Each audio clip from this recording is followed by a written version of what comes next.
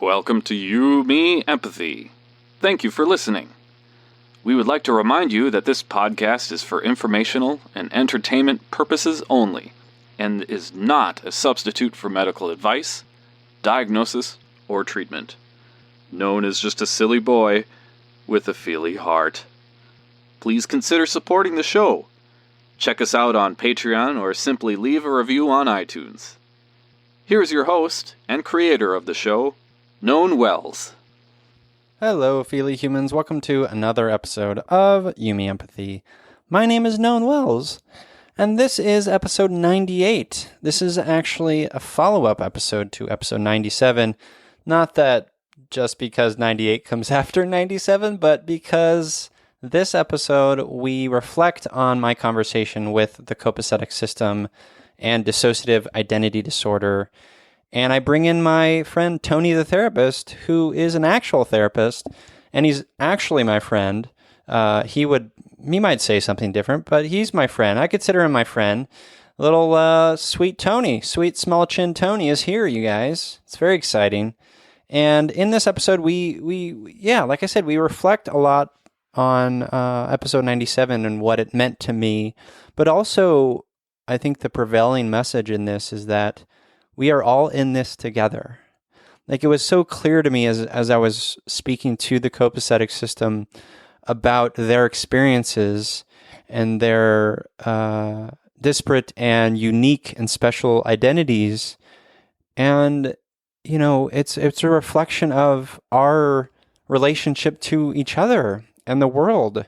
You know, we all of us within us have different facets. And all of us can relate to so many different facets and should relate. I think what it really is an opportunity for empathy and for compassion and for meeting people where they are. And I was just so grateful for that experience. So if you haven't listened to episode 97, go back and do that before you get into this one. It's really lovely. And in this one we talk about that. And you know, I make fun of Tony a little bit. He makes fun of me. That's just the way we work sometimes. We don't really make fun of each other. I don't know why I'm saying that. But it was good to see him. It's good to have Tony back on You, Me, Empathy. He's a lovely human. A lovely, feely human. He's just so busy, which I hold against him. Not really. So I guess what I'm going to do now is to remind you that you can follow You, Me, Empathy on Instagram and Twitter at You, Me, Empathy. I also have a Patreon page. It's at patreon.com/YouMeEmpathy. Go there to support the show. And full transparency, I'm not doing a lot of bonus content right now. I am really overwhelmed with building a business that you guys may be aware of. Who knows if you are? Maybe. I've been alluding to it. And so the Patreon is not my main focus right now, but think of it as a way to give me a few bucks a month to just the supporting the show and enjoying it. If you enjoy it, that's great. But another free way to support the show is to leave a review in Apple Podcasts. And I'm going to read one of those reviews here on the show today. This one is from the username Foggy Girl. Foggy Girl says, "Really, truly human feels. Quote, what I love about Known is the way he draws out the real humanity in people. We have feels. We talk about feels. We get vulnerable, and that's okay. Because Known is there, putting it all on the line. If you're struggling, you're not alone." End quote. I love that. Thank you, Foggy Girl. That's why I'm here. That's what this podcast is, you guys.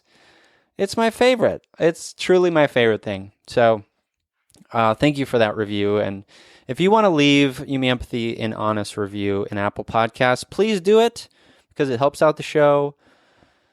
What else? I did have something else, and I'm going to stall while we get there. What else did I have?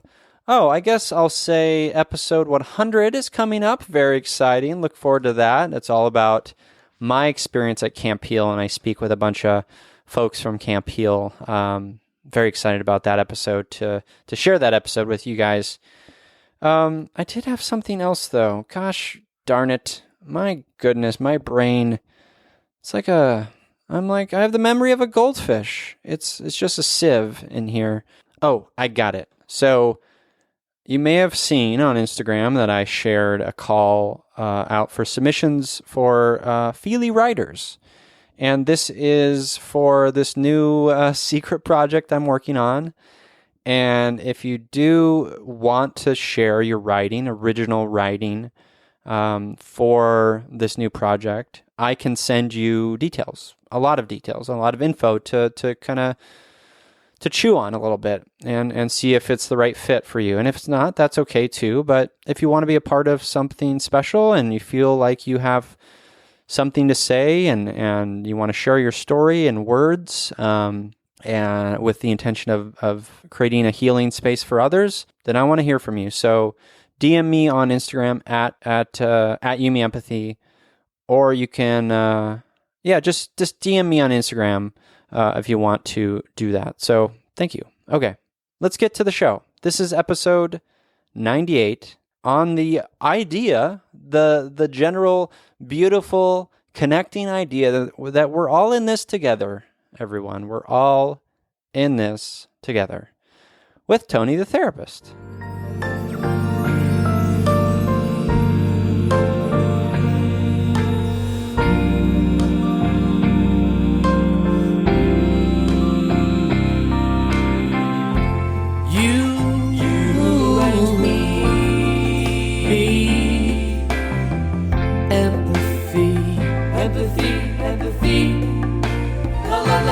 La la la, you,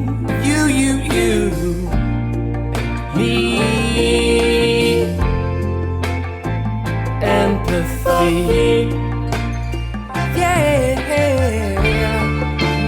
la la la.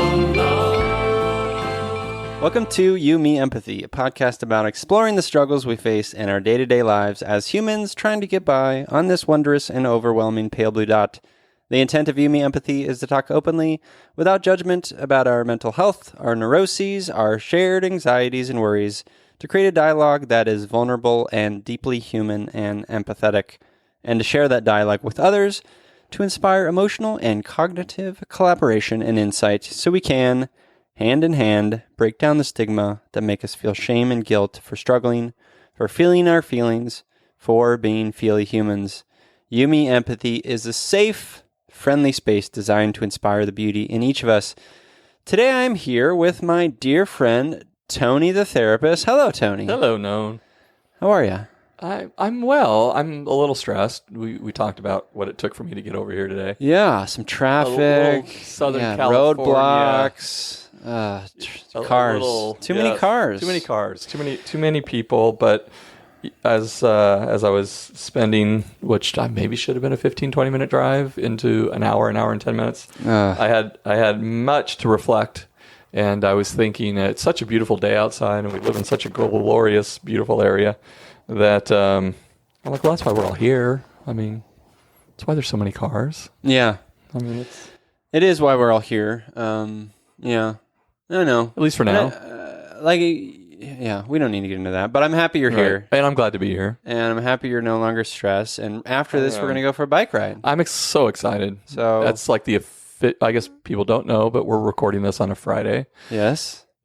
The workday has ended, and we're going to do this and get out for a beautiful mountain bike ride. Yeah, hopefully see some snakes. I know. I'm sure we're going to see some snakes. Yeah. They are out.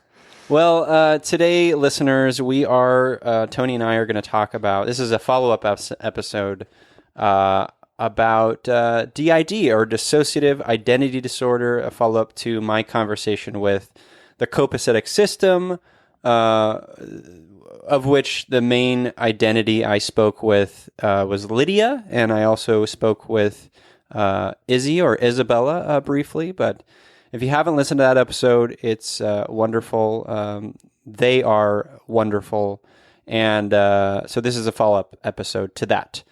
Before we get into it, though, I have my friend Tony, who's a therapist, and he has a little spiel that he needs to say because we don't want him to get sued. Hello. I'm looking at Scoob. Scoob just keeps giving me his paw. The cutest little thing happening here. So, but hey, everybody. My name is Anthony Romaike. I am a licensed marriage and family therapist here in the beautiful state of California. And my license is held with the Board of Behavioral Sciences, and it's license number 47805. And I have a private practice in Newport Beach, California. And I am happy to be here. Yeah, thanks for being here. Yeah, it's always a pleasure.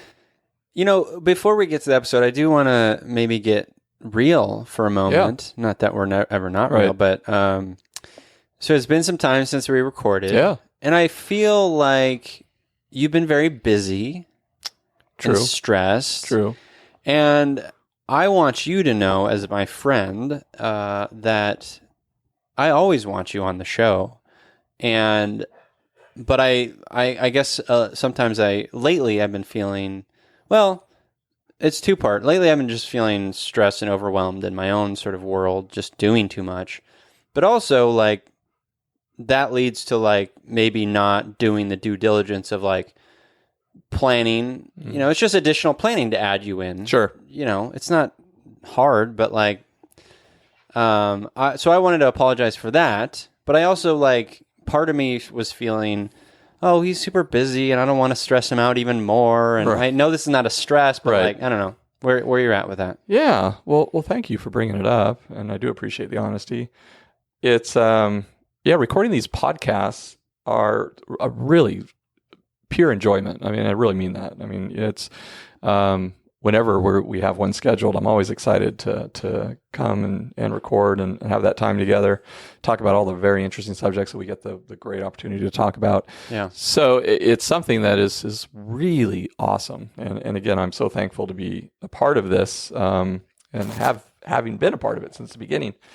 And I think it's the same for me. I mean, in terms of a frustration and how busy I feel, and being able to make the time to come over and dedicate more time to this, and but also understanding, the logistical problems related to that. But thank you. But no, I also didn't feel abandoned, or I didn't feel all right. That's forgotten, if you will. I think in a lot of ways, having more weeks off in between recording, what I've been able to appreciate and enjoy is just the momentum that I've seen this podcast have. And I think all the different wonderful people that have been a part of it, and all the amazing guests that have come and shared so, courageously their stories. Yeah, absolutely. And so, no, it's such a just awesome thing for me. I know in the beginning, when this was just starting, and there was the scheduling and who we going to get, and there was all kinds of opportunities to fill in, and I'm just looking at it as, hey, it's harder for me to fill in because you're just so in demand. So it's a good thing. Yeah, I mean, I don't know about that, but I do appreciate that, and I'm happy to hear that you're not hurt or something, because that was my worry a little bit. Well, I'm leaving you for another podcast. Is this what? the right place God to tell damn you? It, no, I knew it all along. No. I am not cheating on you with any other podcast. Well, that's not perfectly true, because you did go on another podcast. That's before we ever met. All right. See?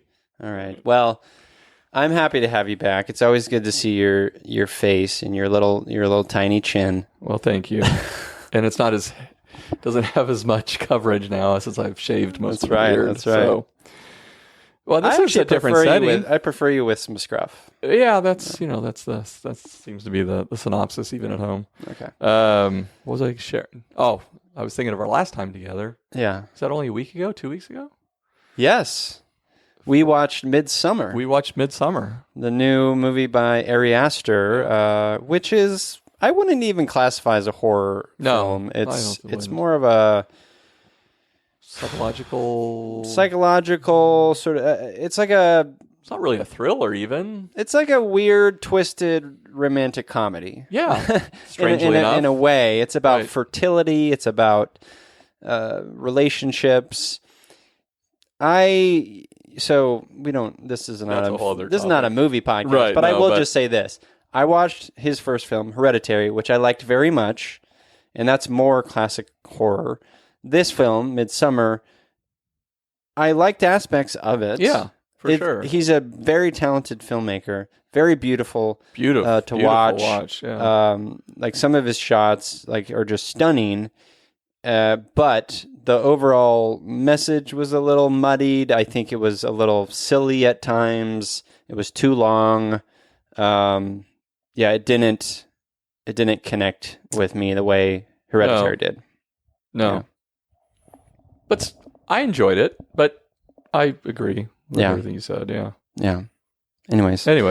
So, different setting. Yeah. We're in a different setting. We're here on Yumi Empathy. We're back in the studio. Back in the studio again. So let's kick it off with maybe a definition of dissociative identity disorder. This is from NAMI, National Alliance of Mental Illness, Dissociative Disorders. This is specifically just dissociative disorders, which I'll read about. Quote, dissociative disorders are characterized by an involuntary escape from reality, characterized by disconnection between thoughts, identity, consciousness, and memory. People from all ages, groups, and racial, ethnic, and socioeconomic backgrounds can experience a dissociative disorder. It's estimated that 2% of people experience dissociative disorders, with women being more likely than men to be diagnosed. Almost half of adults in the United States experience at least one depersonalization, derealization episode in their lives, with only 2% meeting the full criteria for chronic episodes. And there's a lot more info here. Again, that's the source is NAMI, NAMI.org, NAMI.org. So that's kind of like a basic kind of rundown of dissociative disorders. Now, I spoke with the Copacetic System. Lydia is the main identity in the previous episode, and what they have is dissociative identity disorder, right? Which is kind of wrapped up in those dissociative disorders, right? Right. Categorically, because of the dissociative nature of the disorder. But again, very, very much in the severest of forms of dissociation, and something that the host Lydia had referenced was the idea that this is probably more accurately a neurodevelopmental disorder, and it's a fascinating disorder and a fascinating phenomenon, and unfortunately one that its origin carries the severe trauma in its origins. It's in its development, and so the idea that the self is developing, the neurological development of a person is developing, in which at the same time there is this correlative trauma, physical, sexual, and so forth occurring, where in which it is so overwhelming that you ultimately end up with these fragmented versions of self as opposed to one cohesive self. Yeah. I mean, so just to correct you for a second. Yeah.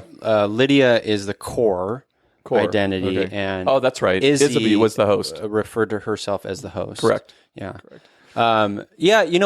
What struck me as, first of all, I was so just touched and honored to be able to speak with them. Yes. And it was such it made me even I remember getting even emotional, and my eyes started to well up. Wow. As I was listening, because it was just such I was amazed by how, we get it, in the episode we talked about some of the representations of these types of disorders in the media, and how Lydia said, first of all, we're not serial killers. Right. And it breaks my heart that happens. Yeah. But what strikes me as so beautiful is I related so deeply to Lydia and Izzy, mm-hmm. and so many identities that I read about, doing research, and hearing from them as we had that conversation, and just how we were talking about it before we got recording, like how, for all of us, how like trauma can really, impact our lives in so many different ways, in such severe ways that it like impacts the physiological, self, right? Yeah. To a point where someone, one part, someone who has dissociative identity disorder, one part could have, need corrective lenses, and another identity not, which is amazing. Amazing. It's amazing to me. Yeah. No, just mind bending. Yeah. It really is. And the thing I think about too, and I guess maybe I would like to clear this with our listeners too, is that I've not treated this. I mean, this is not something I've actually tried. I'm by far not an expert in this at all. And I mean, you're not an expert in anything. I'm not an expert in anything for that matter, but especially this. Doofus. Especially this. Just kidding. Especially this. But as I was mentioning to you even before, I don't even know a therapist, that's disclosed to another, therapist in case consultation or whatever that, I've even heard having a client with this particular disorder. But to your point, I think what fascinates me about this as well is the understanding that, and this is where I'm continually amazed at our brain and our physiology in understanding that, and I see this in many presentations, this isn't just for DID or I see this in so many different presentations that people come in and work with clinically, but the idea that how amazingly equipped the brain is for survival under the most severe of circumstances, and with DID particularly, as in other trauma-based disorders, that it's a survival mechanism.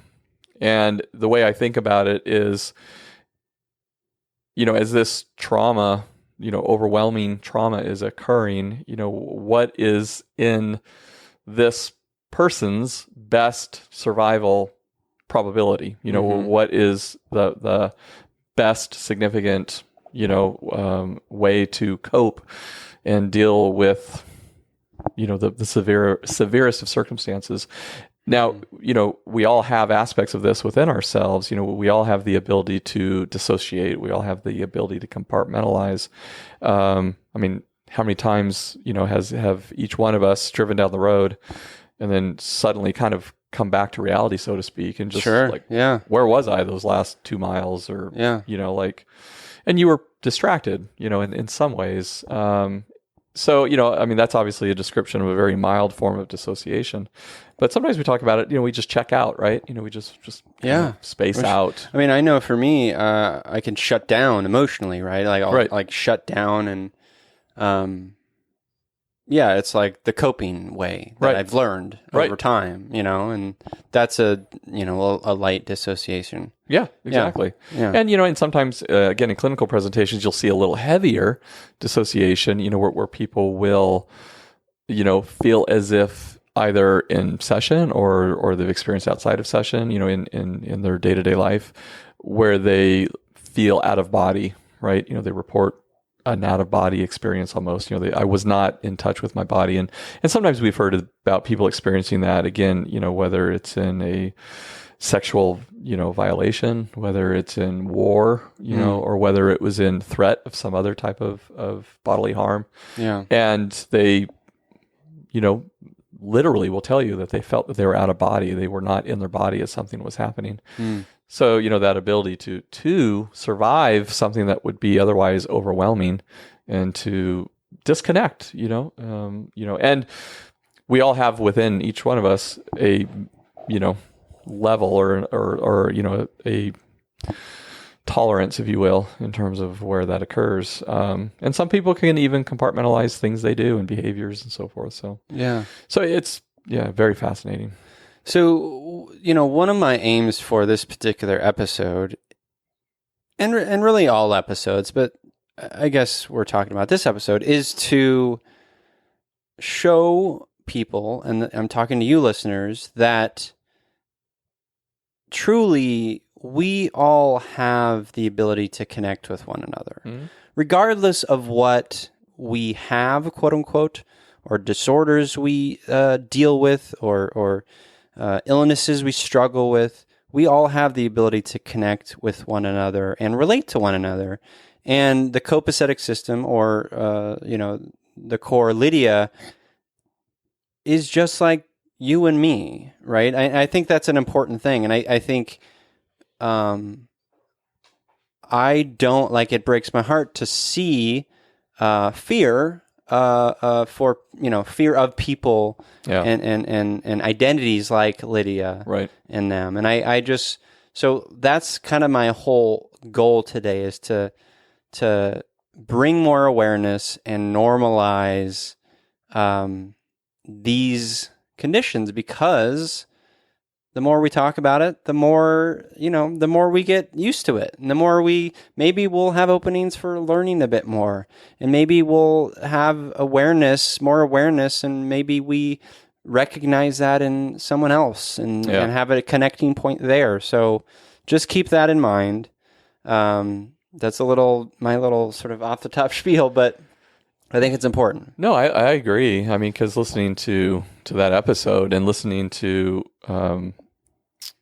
the core Lydia talk about her relational experiences and people asking, "Will you kill me?" Or one of your parts. Right. I mean, it was just my jaw dropped. Yeah. When I was listening to that, I was just blown away. Empathically, if I'm putting myself in her position and in their position, and thinking, what? I mean, if that were a question that was being posed to me, I mean, I would be so confused, offended, mortified, angry. And she gets it, all the time. Right? It's unbelievable. Yeah. So just empathy. And to her point as well, talking about the cinematic references. Sure. Yeah. Are horrific. Yeah. Terrible. Yeah. Absolutely. They're all serial killers. Right. Some kind of monster. Yeah. You've got Split and Glass and, all these, Sybil's. Well, the classic one is Jekyll and Hyde. Jekyll and Hyde. Yeah. Classic. Yeah. But it's just horrific, right? I mean, just these absolute horrific portrayals. And, so yes, I agree to get out a very different version, and for people to be able to start talking about DID, understanding dissociative identity disorder, understanding that these are not people to be feared in any way whatsoever. And I think it was the core Lydia that had mentioned, in fact, making friends, there are so many parts of us, in reference to being able to make friends. There's going to be something you like. Right. Yeah. And I laughed. I love that. It's amazing. It was such an amazing statement. It just made me smile. I felt her giddiness, and I just loved it. I just thought that was so. And I love that you brought that up, because it is such a beautiful thing, and it's like, that was my first experience dealing, conversing with someone with DID. Yeah. And again, it was such a beautiful honor to be there, be witness to that. But also, it felt, it just felt like I was talking to a friend. It felt like I was talking. It sounded like that. That's the point. Like, we don't need to fear anyone. We certainly don't need to fear people with disorders or mental illness. And because fear leads to, making shitty movies, ignorance, and worse, prejudice, racism, ignorance, hate. Right. Yeah, absolutely. Fear leads to a lack of knowledge, and if we live by fear, we're just putting blinders on, and that's no way to live. That's not a connecting way to live. No, that's not a connected way to live. No. And I love, I love the podcast. I mean, it was absolutely amazing. And I know I'm going to go back and actually listen to it a couple more times, because I think there's just more that I want to even go back and listen to numbers. Again. Boost those download numbers. And it was just really, really phenomenal. I mean, and again, to the system, I just the courage to come on and share was just absolutely amazing to me.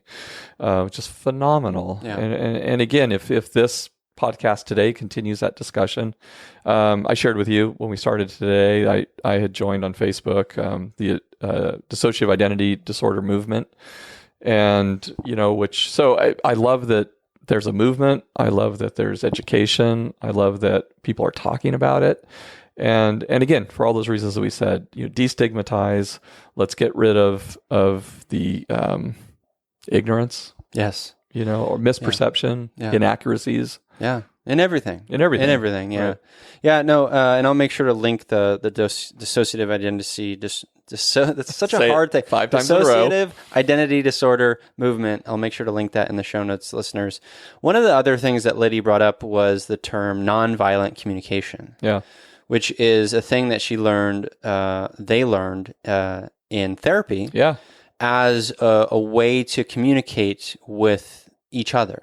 Yeah. Which I love that. And I've heard of that phrase before, nonviolent communication before, but I think it's, I don't know. There's such compassion in it. Yeah. I read such compassion in it. I read such empathy in it. I read such I'm here. It's what we do, right? It's meeting people where they are. It's seeing people for who they are. Yeah. Without judgment, right? Yeah. And without fear, without being aggressive. It's just, I love that. Again, comes down to a word that we mention often here in relationship to a lot of things we talk about as far as subject matter, but it's safety, right? It's the idea of creating a safe environment in which, in this case, a context, right? An internal setting, if you will, in which safety, right? There's boundaries around how these parts, alters, are going to communicate with. There's rules, right? Right. We will engage in nonviolent communication, and that then sets up safety, which allows for productive communication. Right. Otherwise, if you feel attacked or in any way at all feel as if you're feeling you were being violated against, or that violence in terms of communicate, you're going to want to protect, shut down, defend. Yep. So yep. Yeah, no, that was really, really amazing. And I think just even hearing the treatment work that the core Lydia was talking about when she was talking about the way in which that process of communication has worked, and in the ways in which that dialogue is ran. It was just, again, so interesting. Yeah. And it sounds like that some really good work absolutely had taken place. So I loved that Lydia mentioned Inside Out, the Pixar film. Yeah. Inside Out being one of the best sort of representations of DID. Yeah. Which is I hadn't thought about that, right. but I told her in the conversation that Inside Out was a movie that moved me to tears, but it also moved me to really, I wrote about it and it really touched me as, on the one level, just as an example of all feelings are valid, right?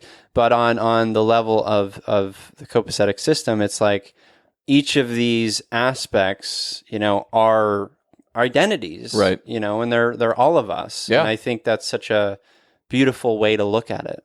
Yeah, I do too, because I think it paints such a different picture than most people have been shown, right? Mm-hmm. Again, going back to the horrific cinematic portrayals of the past, but more so to see it, I think, in such a more accurate light, which is when you see Inside Out and you see the different emotions, as individual characters. For me, that paints such a different picture because, again, one, that's relatable. That movie is relatable to most of us because we recognize those parts within us. Yep. And again, but if you go onto the more extreme side of again, which is the case of most DSM, the Diagnostic Statistical Manual, where we get our disorders from. If you look at most diagnoses in mental health, they are exaggerated forms of normal human behavior. Mm-hmm. They're just on the severe side. Right. to the point where they impact normal functioning. And, there's a level of impairment. There's a level of problematic functioning. And so, so all these things at some level we're probably going to be able to identify with. So, on the most extreme side, if you think of Inside Out, then you're going to think, again, what if these parts operated somewhat autonomously within one body? Yeah. As opposed to, most of us still being able to relate it in such a way as there's less distinguishing between these parts, even though we relate to each one of them. We know we have each one. Right. And so it's, yeah. Which I like, but again, what a great portrayal. Yeah, and I love that you said, when you said that they all, all of these are human behaviors. Right. Just some more on the extreme end, right? Like that to me speaks to like another sort of point of connection between all humans. Yep. Right? And another opportunity for empathy and say like, oh, yeah, of course. Like I've seen that, it may be a little heightened in your case, but like that behavior I've experienced. Absolutely. And I think that. That's what we're talking about, really. Yeah, at the end of the day, that's what we're talking about. One of the ways, and again, I want to be sensitive to this because it's something I've thought in my mind, the way when I think of DID. So I hope it's accurate. And again, if it's not, I apologize at the upfront. But, the way I've always thought about it is, have you ever seen those large pane of glass, but where there are cuts in segments? So, it looks like one cohesive piece, but it may be split into, let's say 6 different pieces. Oh, yeah. And the idea behind that is if one of those pieces is impacted, it doesn't spread to the next part. Okay. And so, kind of that idea for me, and that, that is a way to understand, the one with the many, right? Kind of in the way in which it. So the idea that those splits just create more distinguishable separateness. For these people who experience that internally. So if that, I don't know, for some reason that has made sense to me. Interesting. When I think about this, or like a partitioned hard drive. Yeah. So I don't know. Those are, again, I hope they're sensitive. It's just ways I've thought about them. Yeah. So, I mean, I think any effort, and that's what you're doing, any effort to try to understand, things and try to understand DID and learn more about it and create visualizations as you're doing, I think that's good. Even for the purpose of relatability. For the purpose of relatability, for the purpose of understanding and connecting. And I think that's beautiful. Yeah. And completely open to being told that's not accurate. 100%. Right. Yeah, that should go without saying for both of us. Right. Yeah, absolutely. What else do we want to say? She brought up one of our favorite authors. Who? Or the core, Lydia, brought up Bessel van der Kolk. Oh, yeah. I forgot about that. Bessie. Oh, Bessie. I mean, I just, smile came on my face immediately. Yes. It seems to be I mean, really, Bessel van der Kolk should sponsor this podcast because I really think I've turned on so many people to that book, The Body Keeps the Score, if you aren't aware, because we've talked about it so much. Yeah, we have. But it's so good. And to bring it back to what she was talking about and the research that both Bessel and his cohorts are doing in relationship to this, and if I remember correctly, talking about it truly as a post-traumatic stress disorder category. Right. And she mentioned that, yeah. Right. Really the fact that this is associated with post-traumatic stress disorder, which makes perfect sense to me. Right. I mean to me that is definitely consistent with everything I understand about post-traumatic stress. And because you do see a lot of disassociation in PTSD. It's one of the main criteria that you'll see with somebody with post-traumatic stress disorder. Right. And and you will see it in most trauma cases. Mm-hmm. You're going to see dissociation, and you're going to. So the treatment is interesting. And again, I think that's what's so interesting about understanding DID specifically as a trauma origin, because, again, it really informs treatment in terms of what exactly it is, in terms of the work that is going to be done, and so understanding trauma. So Bessel, again, in his book The Body Keeps the Score, is absolutely phenomenal. And she mentioned Janai Fisher's book, The Fragmented. I'm blanking. Is it The Fragmented Self? But Pat Ogden, a lot of people that do really, really great trauma work, I think is people, things people can pick up and read for themselves, because there's so many of us have what they call little T traumas, and big T traumas. Some of us have really significant big T traumas, and so yeah, and we'll start to wrap up here, but again, think of the person next to you, the person that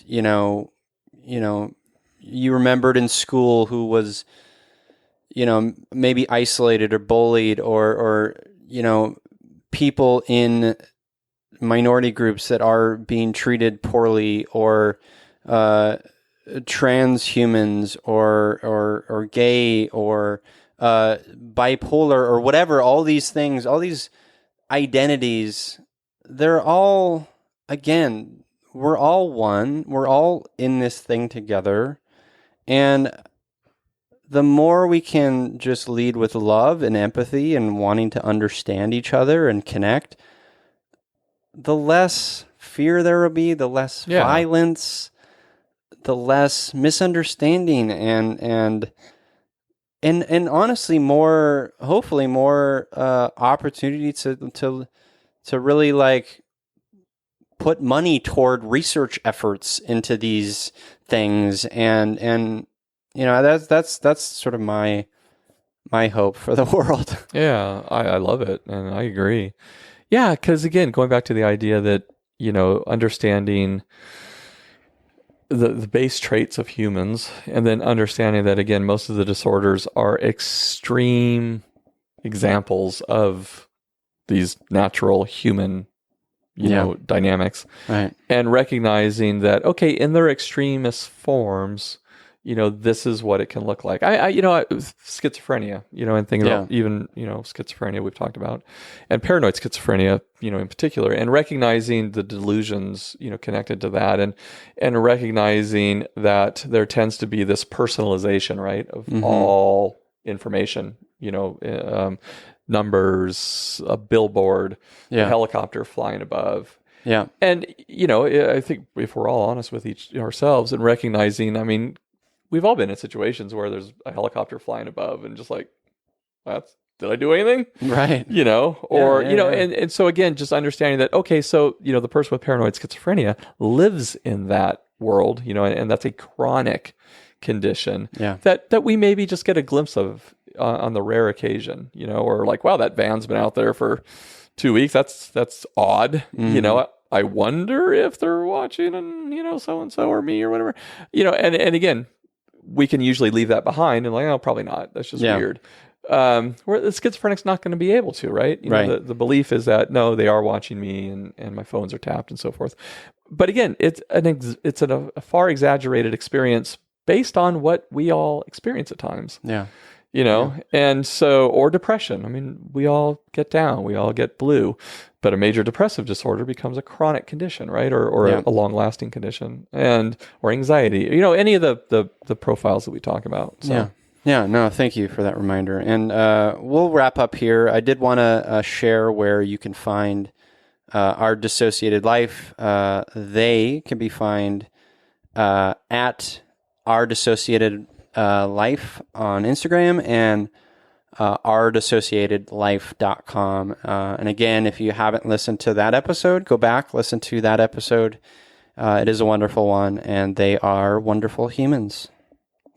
So, without further ado, Mr. Tony, the therapist, thank you, my good friend, for being here. Oh, are you kidding? Thank you for having me again, since you don't ever have me here anymore. Well, the truth is, I hate your guts. My victim is coming out.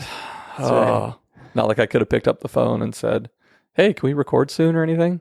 I'm just going to stay in the victim state. Okay. So, That's fine. That's fine. All right. Listeners, thank you for being here. And as always, I'm here, you're here. We're here together on this wayward, overwhelming, awe-inspiring pale blue dot. We have each other. It's you, me, empathy.